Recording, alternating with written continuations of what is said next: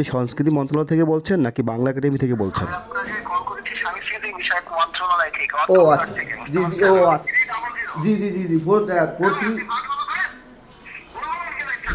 Sir sir আমি রাগ করি না স্যার। স্যার হ্যালো স্যার, আমার টাকা, আমার টাকা কই গেল না? স্যার। আশিক বিন রহিম, জি জি। আপনি হচ্ছে 1 বছর মেয়াদের উপরে গবেষণার জন্য আপনি আবেদন করেছিলেন। আপনার আবেদনটা হচ্ছে গ্রহণযোগ্য করে নেওয়া হয়েছে স্যার। আলহামদুলিল্লাহ আলহামদুলিল্লাহ, thank you sir, thank you. আপনারা যে মন্ত্রণালয় থেকে তালিকাভুক্ত লিস্ট করে 50,000 টাকা দেওয়া হচ্ছে। টাকাটা দেওয়া হবে স্যার অ্যাকাউন্টে। আপনার কোন ব্যাংকের অ্যাকাউন্ট খোলা রয়েছে আশিক বিন রহিম? আমার তো স্যার ওই যে অ্যাকাউন্ট তো স্যার আছে হচ্ছে ইয়েতে, এবি ব্যাংক, এবি ব্যাংক। ব্যাংকের অ্যাকাউন্ট রয়েছে, সেক্ষেত্রে স্যার আপনি হচ্ছে এবি ব্যাংকের অ্যাকাউন্টের মাধ্যমে রিসিভ করতে পারবেন। আর সেক্ষেত্রে এবি ব্যাংকের অ্যাকাউন্ট নাম্বার দিয়ে তাকে এখন কি কনফার্ম করতে পারবেন? এখন নাম্বার, জি জি, এখনই সাবমিট করবো টাকাটা। 246 হ্যাঁ তারপরে 42, 42। হ্যাঁ হ্যাঁ হ্যাঁ 4248।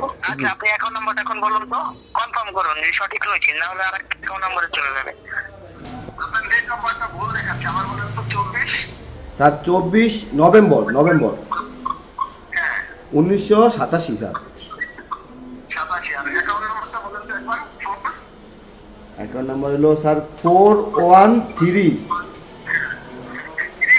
জি জি জি জি 43। বন্ধুরা, আমি এতক্ষণ যার সাথে কথা বলছিলাম মূলত তারা হচ্ছে একটি প্রতারক চক্র। তারা আমাকে একটি প্রতারণার ফাঁদে ফেলার উদ্দেশ্য নিয়ে হচ্ছে তারা একটি চেষ্টা করেছিল। অবশেষে তারা ব্যর্থ হয়েছে।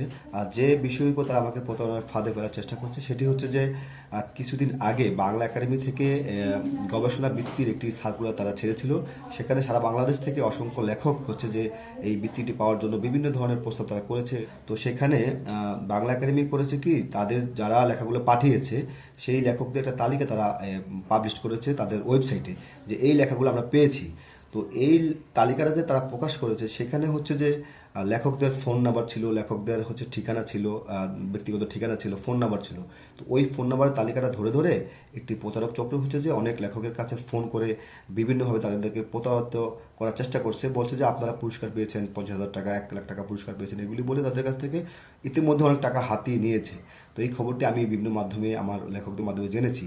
তো আজকে হচ্ছে যে মামা আমাকেও ফোন করেছে মুরগি বানানোর জন্য। আমি ভাবলাম যে না, মামার সাথে আমি একটু মজা করি। প্রথমে আমাকে একজন ফোন করে, সে বলে যে আমি সাংস্কৃতিক মন্ত্রণালয় থেকে বলছি, বাংলা একাডেমিতে লেখা জমা দিয়েছেন? আমি বলি যে হ্যাঁ আমি জমা দিয়েছি। তখন উনি হচ্ছে যে বলে যে স্যারের সাথে কথা বলেন, স্যার কথা বলবে। তো একজনকে ফোন ধরে দেয়, তিনি হচ্ছে যে খুব ভাব নিয়ে আমাকে বলে যে আপনি 50,000 টাকা গবেষণা পুরস্কার পেয়েছেন। এই টাকাটা আমরা আপনাকে দিব, আপনার কি কোনো ব্যাংক অ্যাকাউন্ট আছে অথবা বিকাশ নাম্বার আছে কিনা? তো আমি বললাম যে স্যার হ্যাঁ মাশাআল্লাহ এত টাকা পেয়েছি আলহামদুলিল্লাহ স্যার, আমার তো বিকাশ নাম্বার আছে। উনি আমাকে জানতে চায়, আমি হচ্ছে যে ব্যাংকের নাম্বারগুলো বলি, অ্যাকাউন্ট নাম্বারটা বলি।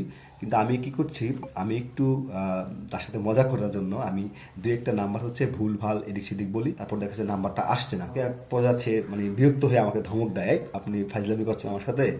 আমি বলি মামা আমি তো আসলে মনে মনে বলি আর কি, মামা আমি তো ফাইজলামি পছন্দ করি না, একটু মস্কারা করতেছি আর কি আপনার সাথে।